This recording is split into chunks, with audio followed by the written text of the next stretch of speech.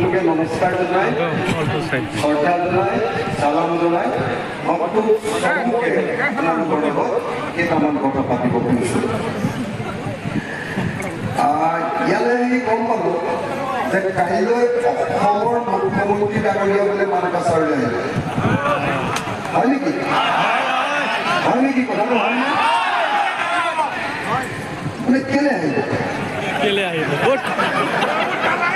মই এই কথাটো বুজি পোৱা নাই। তেখেত আহিব কিয়? হয়নে? তেখেতৰ মই অসম বিধানসভাত তেখেতৰ বক্তৃতা শুনিছিলোঁ। তেখেতে কৈছিলে যে ধুবুৰী, মানকাছাৰ, বৰপেটা আৰু গোৱালপাৰালৈ যেতিয়া মই যাওঁ তেতিয়া সেইখন অসমলৈ যোৱা যেন নালাগে। কৈছিলে নে? কৈছিলে নে নাই? এনেকুৱা লাগে যেন মানকাছাৰ, ধুবুৰী, বৰপেটা আৰু গোৱালপাৰালৈ গ'লে বাংলাদেশলৈ যোৱা যেন লাগে। কৈছিলে নে নাই? কৈছিলে নে নাই? কাইলৈ বোলে অসমৰ মুখ্যমন্ত্ৰীয়ে ভোট বিচাৰিব। বাংলাদেশে ভোট কাৰ ভোট বিচাৰি আহিব? কাৰ ভোট বিচাৰি আহিব? কাৰ ভোট বিচাৰি আহিব? মই নিজে আচৰিত হওঁ যে অসমৰ মুখ্যমন্ত্ৰীয়ে মানকাছাৰত অসমীয়া মানুহ নাই বুলি কৈছে। হয়নে? অসমৰ মুখ্যমন্ত্ৰীয়ে কৈছে ধুবুৰীত অসমীয়া মানুহ নাই। হয়নে? অসমৰ মুখ্যমন্ত্ৰীয়ে কৈছে যে গোৱালপাৰাত অসমীয়া মানুহ নাই। হয়নে? অসমৰ মুখ্যমন্ত্ৰীয়ে বিধানসভাত কৈছে যে বৰপেটাত অসমীয়া মানুহ নাই। তেতিয়াহ'লে মানকাছাৰত কাৰ ভোট বিচাৰি আহিব? হয়নে নহয়? বাংলাদেশী বিদেশী ইয়াত মানকাছাৰত বিদেশীও ভোট দিয়ে নেকি? আপোনালোকে নিজে ভাবি চাওক যে এজন মুখ্যমন্ত্ৰীয়ে যেতিয়া এটা অঞ্চলৰ বিষয়ে এনেকৈ কয় যে ধুবুৰীত ধুবুৰীলৈ গ'লে মই অসমলৈ যোৱা যেন নালাগে, ধুবুৰীলৈ গ'লে মোৰ এনেকুৱা লাগে যে মই বাংলাদেশলৈ গৈছোঁ, ধুবুৰীত কেৱল বাংলাদেশী লোকে বসবাস কৰে, হাত চিঙি মাৰি হয়নে এই অঞ্চলবিলাকত বাংলাদেশী লোকে বসবাস কৰে। এইবুলি যেতিয়া এজন মুখ্যমন্ত্ৰীয়ে ক'ব তেতিয়াহ'লে গোটেই অসমখনৰ মানুহে কি বুলি ভাবিব? কি বুলি ভাবিব? উজনি অসমৰ মানুহ যিবিলাক আপোনালোকৰ মানকাছাৰলৈ অহা নাই, যিবিলাক মানুহ হাত চিঙি মাৰিলে অহা নাই, যিবিলাক মানুহ কোনোদিন ধুবুৰীলৈ অহা নাই, যিবিলাক মানুহে কোনোদিন বৰপেটা দেখা নাই, যিবিলাক মানুহে কোনোদিন গোৱালপাৰা দেখা নাই, তেখেতসকলে ভাবিব যে গোৱালপাৰা, ধুবুৰী এইবিলাকত কেৱল বিদেশী লোকে বসবাস কৰে। হয়নে?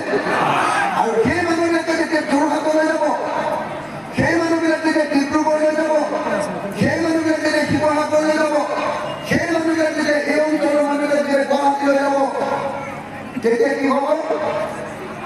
তেতিয়া সেই অঞ্চলৰ মানুহে এই অঞ্চলৰ মানুহক বিদেশী বুলি তেওঁলোকক টিটকাৰি মাৰে, বিদেশী বুলি আক্ৰমণ কৰিব, বিদেশী বুলি আধাৰ কাৰ্ড চাব খুজিব আৰু বিদেশী বুলি কাণত ধৰাই ৰাখিব। হয়নে নহয়?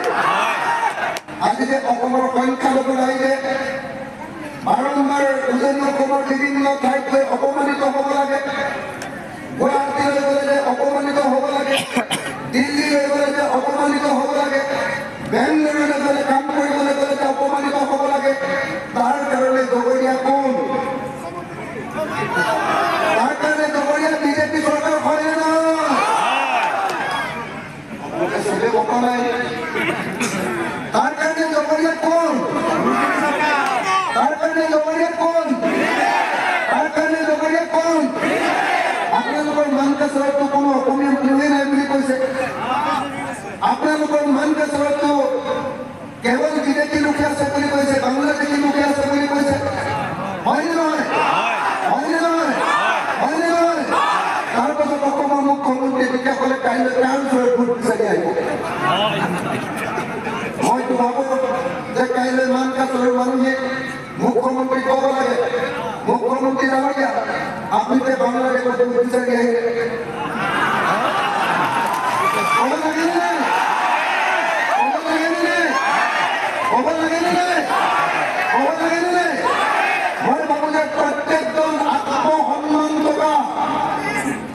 প্ৰত্যেকজনেৰ সেলফ ৰেসপেক্ট থকা প্ৰত্যেকজন স্বাভিমানী মানকাজৰৰ বাসিন্দাই কাইলৈ মুখ্যমন্ত্ৰী জনাই দিব লাগে যে মুখ্যমন্ত্ৰী ডাঙৰীয়া আপুনি যিবিলাক কথা কৈ আছে যি ঘৃণাৰ প্ৰচাৰ কৰি আছে মানুহৰ বিৰুদ্ধে আপুনি যিবিলাক অপপ্ৰচাৰ কৰি আছে এটা জাতিৰ বিৰুদ্ধে এটা ধৰ্মৰ মানুহৰ বিৰুদ্ধে আপুনি যিবিলাক কথা কৈ আছে এই কথা ভৱিষ্যতে আৰু আপুনি কেতিয়াও নক'ব হ'ব লাগে নে নালাগে হ'ব লাগে নে নালাগে হ'ব লাগে নে নালাগে হয়তো বুজি পোৱা নাই যদি ইয়াৰ পাছতো মই এইখিনি কথা কৈ দিয়াৰ পাছতো যদি কোনোবা মানুহে বুজি পোৱা নাই ইয়াৰ পাছতো যদি কোনোবা মানুহৰ গাত লগা নাই কথাটো ইয়াৰ পাছতো যদি ইয়াৰ গভীৰতা উপলব্ধি কৰা নাই তেতিয়াহ'লে নিশ্চয় আপোনালোকৰ গাত কিবা গণ্ডগোল থাকিব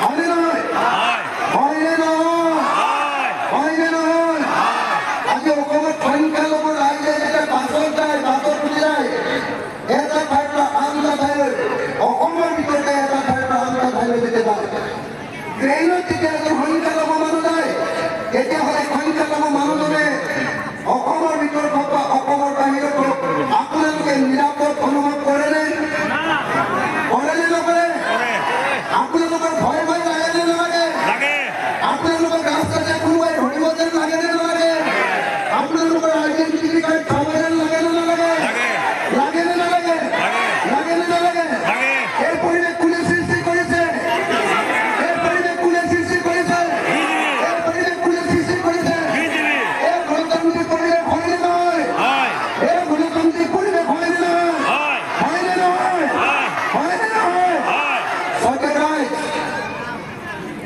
মই আপোনালোকক অনুমতি দিছো যিজন মুখ্যমন্ত্ৰীয়ে মানকাচৰৰ সকলো মানুহক বিদেশী বুলি কয় যিজন মুখ্যমন্ত্ৰীয়ে ধুবুৰীৰ সকলো মানুহক বিদেশী বুলি কয় যিজন মুখ্যমন্ত্ৰীয়ে বৰপেটাৰ সকলো মানুহক বিদেশী বুলি কয় যিজন মুখ্যমন্ত্ৰীয়ে গোৱালপাৰাৰ সকলো মানুহক বিদেশী বুলি কয় সেইজন মুখ্যমন্ত্ৰীয়ে মানকাচৰত ভোট বিচাৰি অহাৰ কোনো অধিকাৰ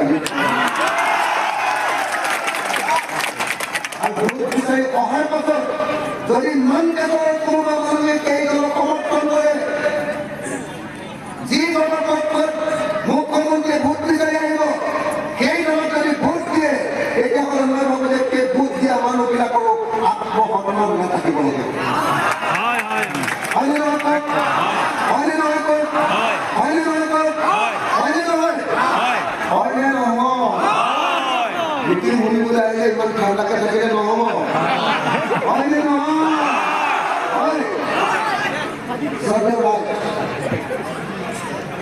আজি অসমত সংখ্যালঘু মানুহক নিৰাপত্তাহীনতা বসবাস কৰিবলৈ বাধ্য কৰিছে ভয়ে ভয়ে বসবাস কৰিবলৈ বাধ্য কৰিছে টেনচনত বসবাস কৰিবলৈ বাধ্য কৰিছে আমাৰ চৰকাৰখনে নিজে হয়নে নহয় হয়নে নহয় হয়নে নহয় অসমৰ মুখ্যমন্ত্ৰীয়ে সদায় এনেকুৱা কথা কৈ থাকে নে নাথাকে অসমৰ মুখ্যমন্ত্ৰীয়ে অসমৰ সংখ্যালঘু ৰাইজৰ বিৰোধী হয়নে নহয় অসমৰ সংখ্যালঘু ৰাইজৰ আটাইতকৈ ডাঙৰ শত্ৰু কোন অসমৰ সংখ্যালঘু ৰাইজৰ আটাইতকৈ ডাঙৰ শত্ৰু কোন অসমৰ সংখ্যালঘু ৰাইজৰ আটাইতকৈ ডাঙৰ শত্ৰু কোন এই কথা যদি আপোনালোকে মুখ ফালি ক'ব নোৱাৰে চিঞৰি ক'ব নোৱাৰে তেতিয়াহ'লে আপোনালোকে সঁচাকৈ নিজৰ অধিকাৰ লৈ জীয়াই থাকিবলৈ কেতিয়াও সমৰ্থ নহ'ব